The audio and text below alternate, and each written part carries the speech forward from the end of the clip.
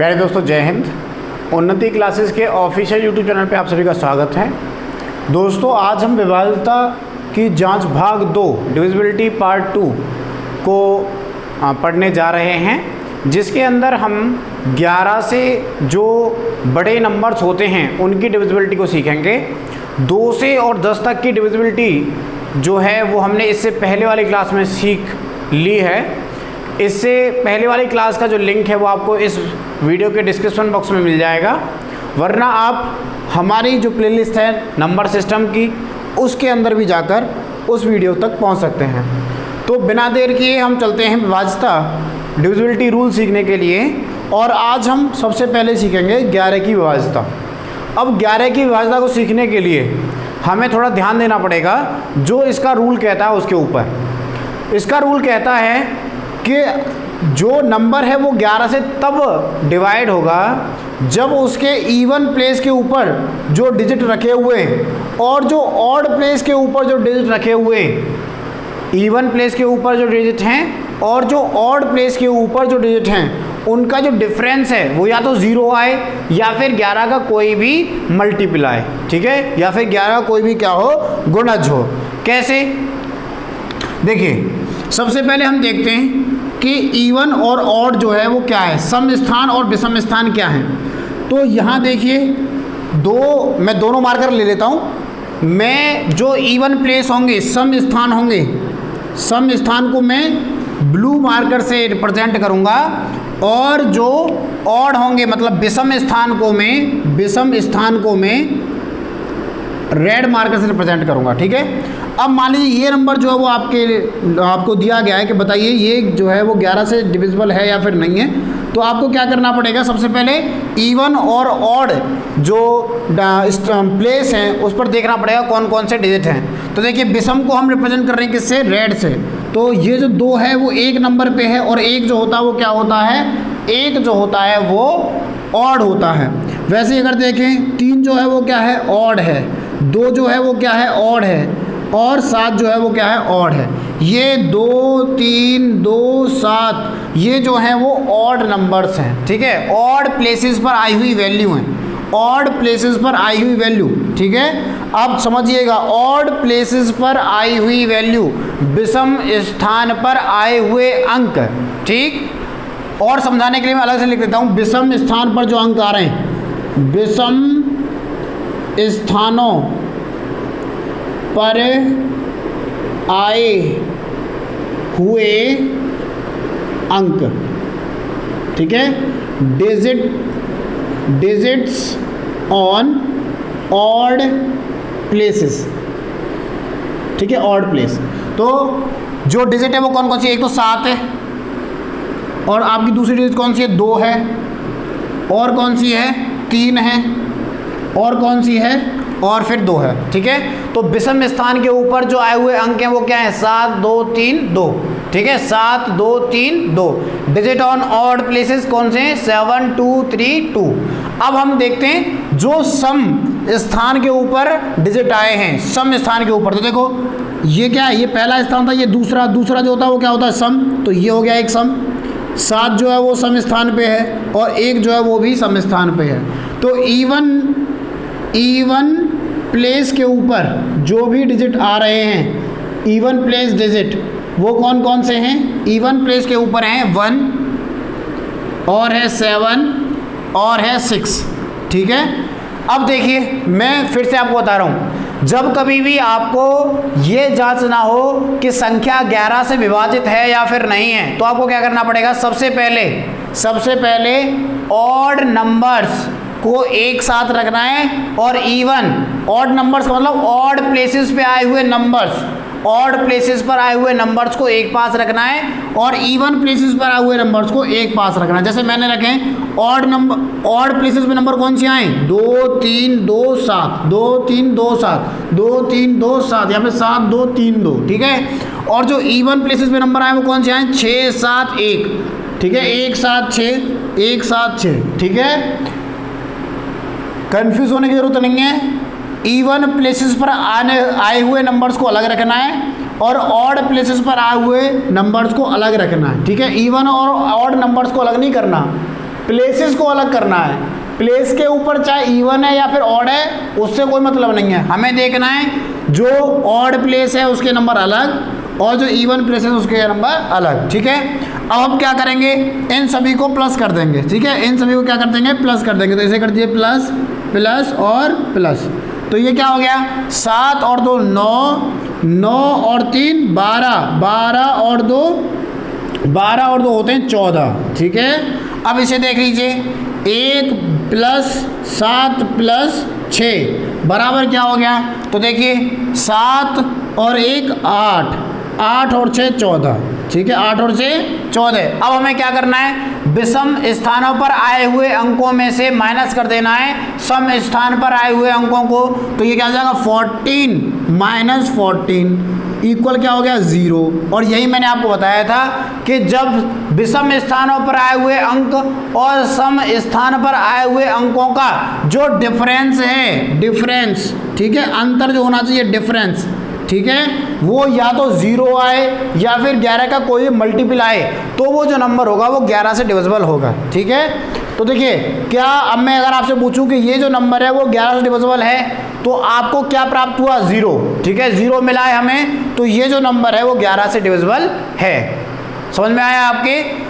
एक बार फिर से समझ लीजिए कि ऑड प्लेसेस के ऊपर जो भी डिजिट हैं उन्हें आपको अलग लिखना है, इवन प्लेसेस के ऊपर जो भी डिजिट हैं उन्हें आपको अलग लिखना है, दोनों का डिफरेंस निकाल देना है। और दोनों का डिफरेंस अगर 0 आए या फिर 11 का कोई मल्टीपल आए, 11 का मल्टीपल कैसे, मान लीजिए यहाँ 0 ना आता तो यहाँ आना चाहिए था क्या 11 या फिर 22 या फिर 33 या फिर 44। ठीक है, इनमें से कोई भी एक नंबर अगर आता तो ये जो नंबर है वो 11 से कंप्लीट डिविजिबल होता। ठीक है, तो मैं आशा करता हूँ ये जो है वो आपकी समझ में बहुत ही अच्छी तरह से आ गया होगा। अब हम 12 की विभाज्यता को देखेंगे, 12 की विभाज्यता जो है वो हमसे क्या कहती है। तो देखिए 12 की विभाज्यता क्या कहती है।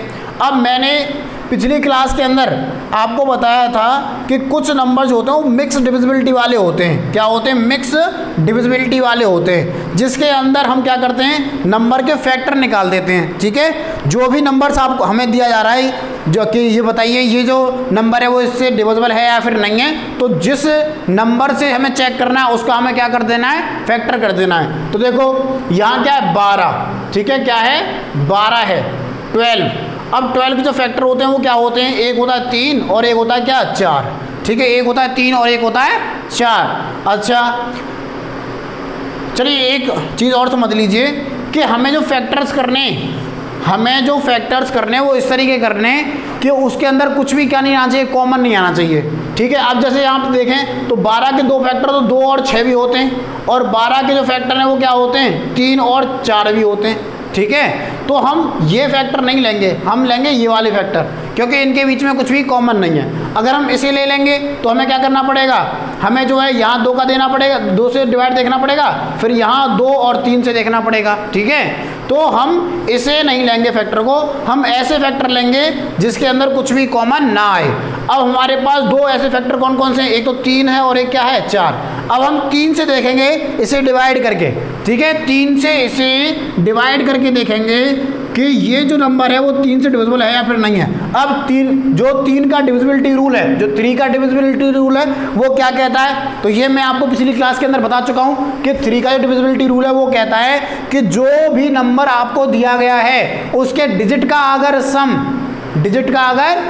3 से डिविजिबल है तो वो जो नंबर होगा वो भी 3 से डिविजिबल होगा। कैसे, यहाँ देखिए जो आपको नंबर दिया गया है वो क्या दिया गया है 6 + 1 + 7 + 8 + 8। ठीक है, प्लस कर दीजिए तो 6 और 1 7, 7 और 7 14, 14 और 8 22, 22 और 8 कितना हो गया 30। तो मुझे बताइए क्या 30 जो है वो 3 से विभाजित होगा या फिर नहीं होगा, तो आप कहेंगे बिल्कुल होगा। जब 30 जो है वो 3 से विभाजित है तो ये जो संख्या है वो भी 3 से विभाजित होगी, तो ये जो संख्या है वो भी क्या होगी 3 से विभाजित होगी। इसीलिए मैं यहाँ पे क्या करता हूँ, राइट का निशान लगा देता हूँ, पता लग गया है हमें कि ये जो संख्या है वो 3 से विभाजित है। अब देखिए, अब मैं आपसे जानना चाहता हूँ कि ये जो संख्या है वो 4 से विभाजित है या फिर नहीं है। ये जो संख्या है वो 4 से विभाजित है या फिर नहीं है, तो 4 का डिविजिबिलिटी रूल क्या था बता दीजिए। 4 का डिविजिबिलिटी रूल था कि जो हमें नंबर दिया गया है उसके अगर लास्ट वाले 2 जो नंबर्स हैं, ठीक है, लास्ट वाले 2 जो नंबर्स हैं, 2 प्लेसेस के ऊपर जो नंबर लिखे गए हैं, अगर वो 4 से डिविजिबल होते हैं तो जो पूरा नंबर है वो भी 4 से डिविजिबल होगा। तो यहाँ जो लास्ट प्लेसेस पे, लास्ट 2 प्लेस पे जो नंबर है वो क्या है, 88। क्या है, 88। अब बताइए 88 जो है वो 4 से डिविजिबल है या फिर नहीं है, तो आप कहेंगे बिल्कुल है। 4 दूनी 8 और 4 दूनी 8, ठीक है, 22 बार डिविजिबल है। तो ये जो नंबर होगा वो 4 से भी क्या होगा, डिविजिबल होगा। जब ये नंबर 3 से भी डिविजिबल है, जब ये नंबर 4 से भी डिविजिबल है, तो ये जो नंबर है वो 12 से भी क्या होगा, डिविजिबल होगा। ठीक है, अगर कोई संख्या 3 से भी विभाजित है, अगर कोई संख्या 4 से भी विभाजित है, तो वह संख्या 12 से भी क्या होगी, विभाजित ही होगी।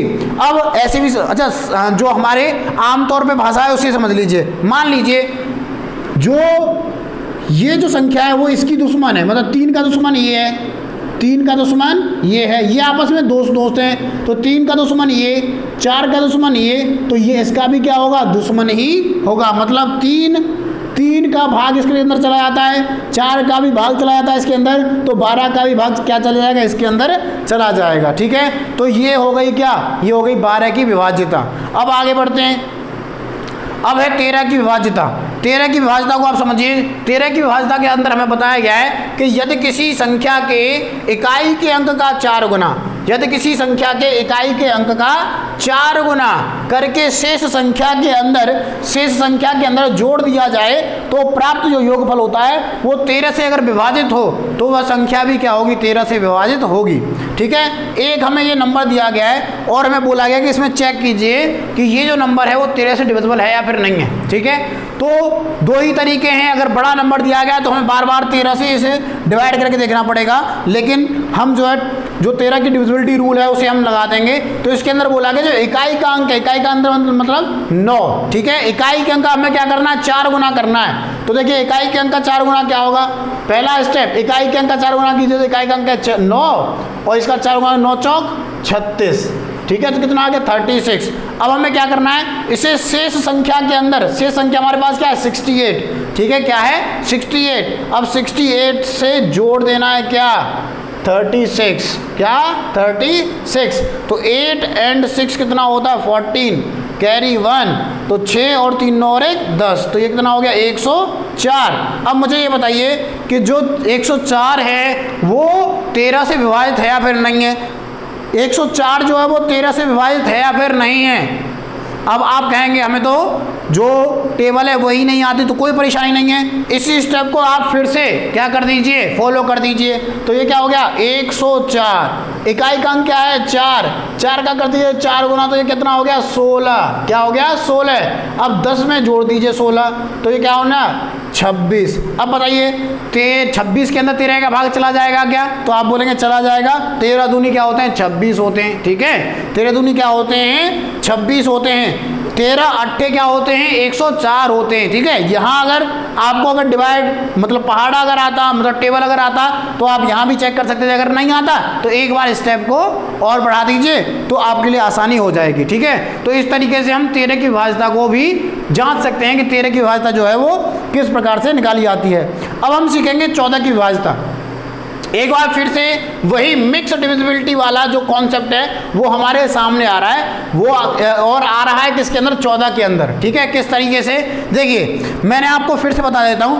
अगर हमें 14 की डिविजिबिलिटी चेक करनी है, ठीक है, 14 की डिविजिबिलिटी चेक करनी है, तो हमें इसके ऐसे 2 फैक्टर बनाने पड़ेंगे जिसके अंदर कुछ भी क्या ना आए, कॉमन ना आए। ठीक है, क्या ना आए, कॉमन ना आए। तो देखिए ऐसे 2 जो फैक्टर बनेंगे वो क्या बनेंगे, 2 और 7। ठीक है, सहअभाज्य संख्या आप बोल सकते हैं कि सहअभाज्य संख्याएं जो है वो होनी चाहिए। तो 14 के जो फैक्टर बनेंगे वो क्या बनेंगे, 2 और 7 बनेंगे।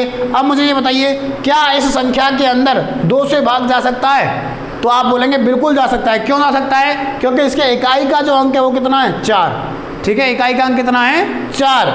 अच्छा, इसके इकाई का अंक 4 है तो ये 2 से विभाजित हो जाएगा, बिल्कुल हो जाएगा।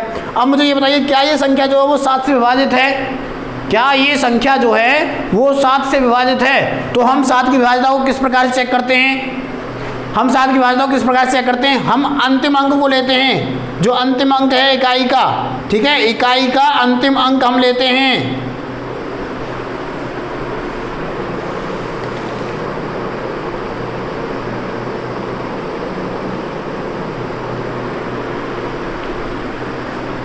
ठीक है, इकाई का अंतिम अंक हम लेते हैं। तो इकाई का अंतिम अंक ले लीजिए 4, 4 का 2 गुना कर दीजिए, 4 दूनी 8, और बाकी बची हुई संख्या में से घटा दीजिए, तो बाकी संख्या क्या है, ये तो पहला स्टेप हो गया।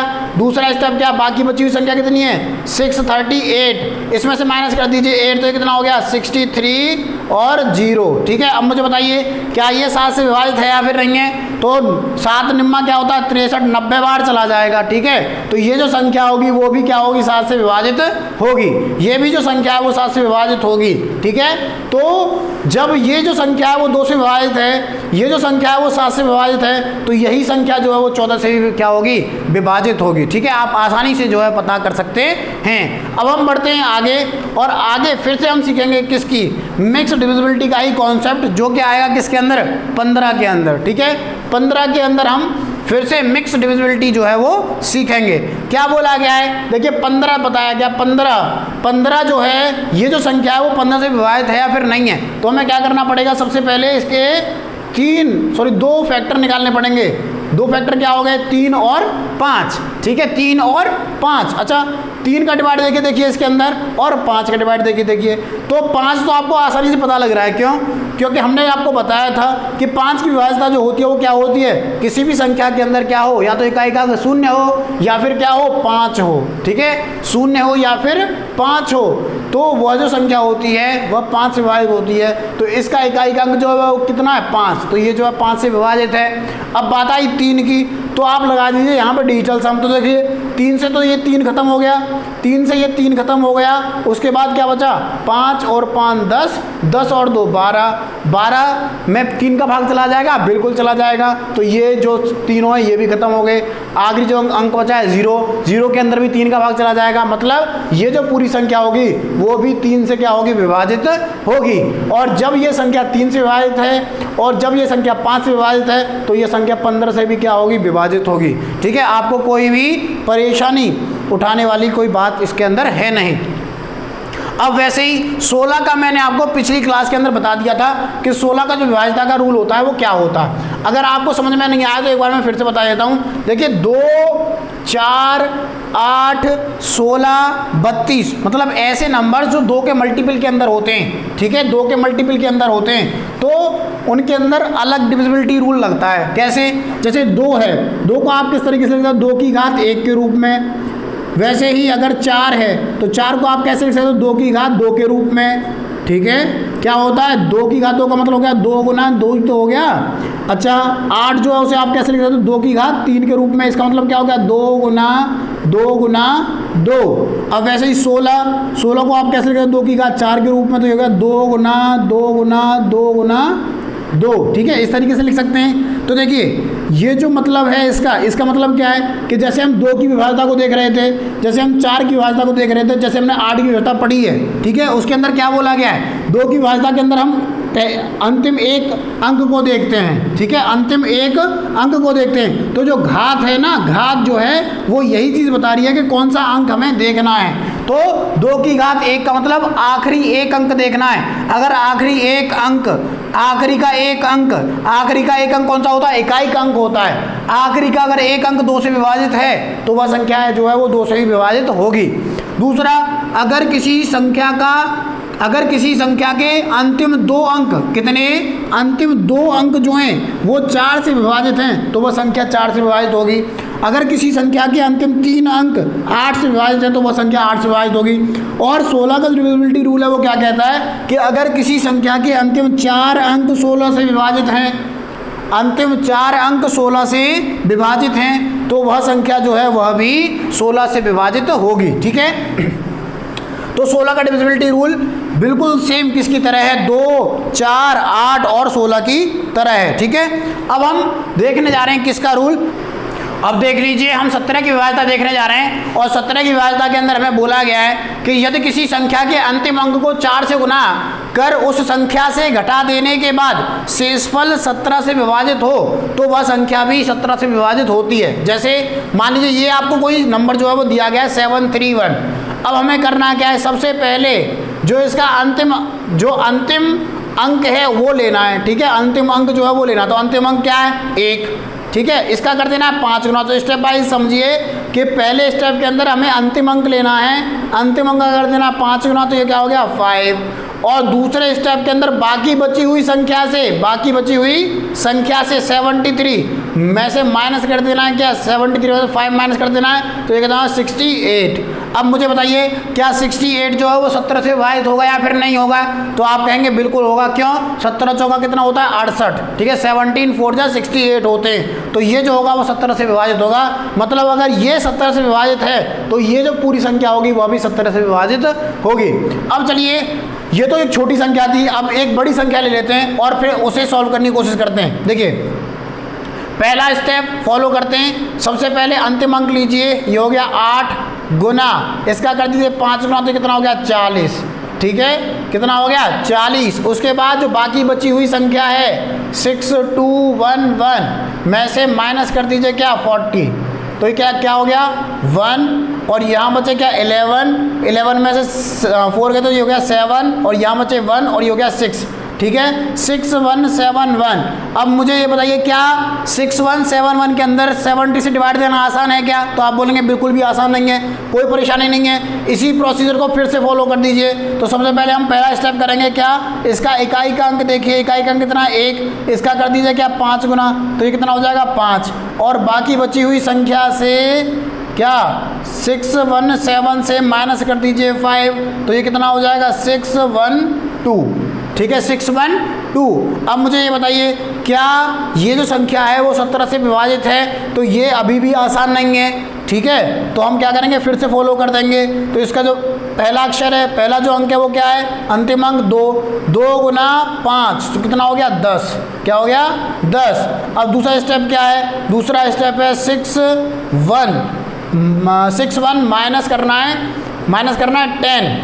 ठीक है, और ये कितना हो गया 51। अब मुझे ये बताइए क्या 51 जो है वो 17 से विभाजित है, तो आप कहेंगे है। 17 51 होते हैं, 17 3 जा 51 होते हैं। तो जब ये जो नंबर है वो 17 से विभाजित है तो ये जो नंबर होगा वो भी 17 से डिविजिबल होगा। ठीक है, तो इस तरीके से आप जो है वो डिविजिबिलिटी जो है वो 17 की निकाल सकते हैं। थोड़े, क्योंकि ये जो नंबर्स हैं वो कैसे हैं, ये प्राइम नंबर्स हैं। कौन कौन से, एक तो 7 मैंने आपको बताया, 7 का डिविजिबिलिटी रूल है, 13 का है और 17 का है। ठीक है, ये जो डिविजिबिलिटी रूल है ये आपको क्या करने पड़ेंगे, याद करने पड़ेंगे, तभी जो है वो आपका काम आगे चलेगा।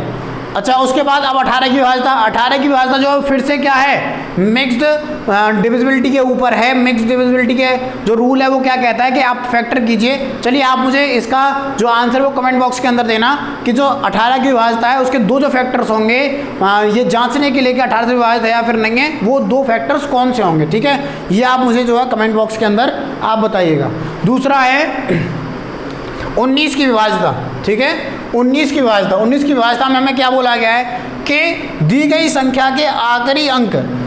संख्या के जो आखिरी अंक को 2 से अगर हम गुना कर दें, 2 से गुना कर दें और 2 से गुना करने के बाद बाकी बची हुई जो संख्या है उसके अंदर प्लस कर दें। ठीक है, और 19 से उसके अंदर डिवाइड दे दें। अगर 19 से उसके अंदर डिवाइड चला जाता है तो वह संख्या जो है वह 19 से विभाजित होगी। जैसे क्या बोला गया, फिर से देख लेते हैं। बोला गया है कि अंतिम अक्षर को आप, अंतिम जो अंक है उसे आप लीजिए, तो ये हो गया 3, इसका कर दीजिए 2 गुना, तो ये हो गया 6।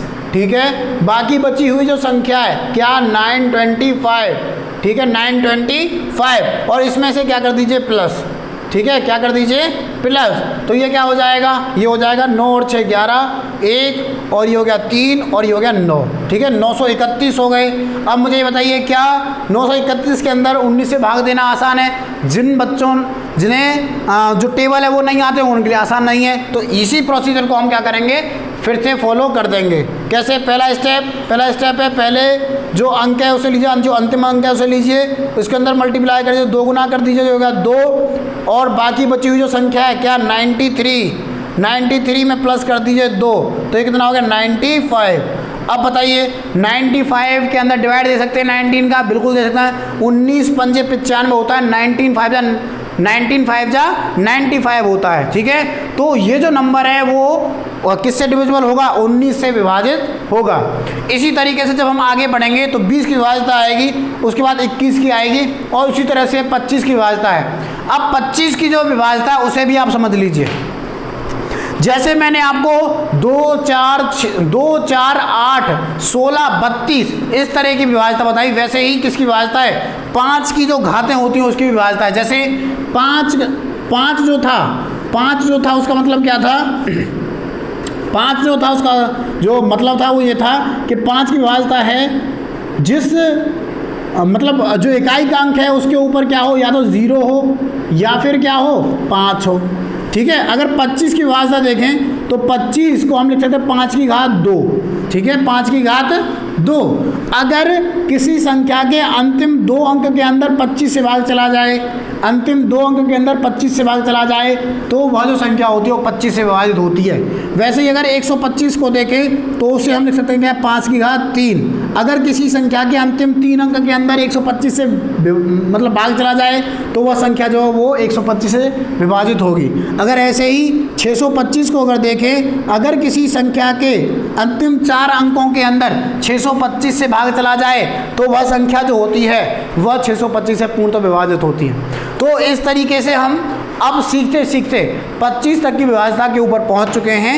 25 तक की विभाज्यता हमने सीख ली है। इन सभी विभाज्यताओं के ऊपर हम कुछ क्वेश्चंस जो हैं वो सॉल्व करेंगे और उन क्वेश्चंस को हम अगली क्लास के अंदर उठाएंगे। अब हम ऐसे प्राइम नंबर्स को देखेंगे जिसके अंदर किसी भी संख्या से डिवाइड नहीं जाता, और किस तरीके से हम चेक कर पाएंगे ऐसे नंबर्स को, इसे हम अगली क्लास के अंदर सीखेंगे। ऐसे अभाज्य संख्याएं जिसके अंदर किसी भी नंबर से क्या नहीं जाता, डिवाइड नहीं जाता, ऐसी संख्याओं को हम अगली क्लास के अंदर निकालना सीखेंगे। अब मान लीजिए एग्जाम के अंदर आप बैठे हुए हैं या फिर किसी भी इंसान के पास बैठे हुए हैं और वो आपसे बोल दे कि क्या बताओ ये इस नंबर के अंदर किस नंबर से डिवाइड चला जाएगा, ठीक है। और मान लीजिए वो जो है वो एक अभाज्य संख्या हुई, कैसी संख्या हुई, अभाज्य संख्या हुई। तो अभाज्य संख्या के तो सिर्फ 2 ही फैक्टर होते हैं, एक तो 1 होता है और एक वो स्वयं होती है। तो ऐसी कंडीशन में जो डिविजिबिलिटी है वो निकालना बड़ा ही परेशानी का सबब बन जाएगा। इसलिए अगली क्लास के अंदर हम सीखेंगे किस तरीके से ऐसी संख्याओं को हम ज्ञात करें जिनके अंदर किसी का भी डिवाइड नहीं जाता, मतलब जो प्राइम नंबर्स होते हैं, ठीक है। तो आप अगली क्लास का वेट कीजिएगा। इसी के साथ मैं इस सेशन को यहीं समाप्त करता हूँ। धन्यवाद।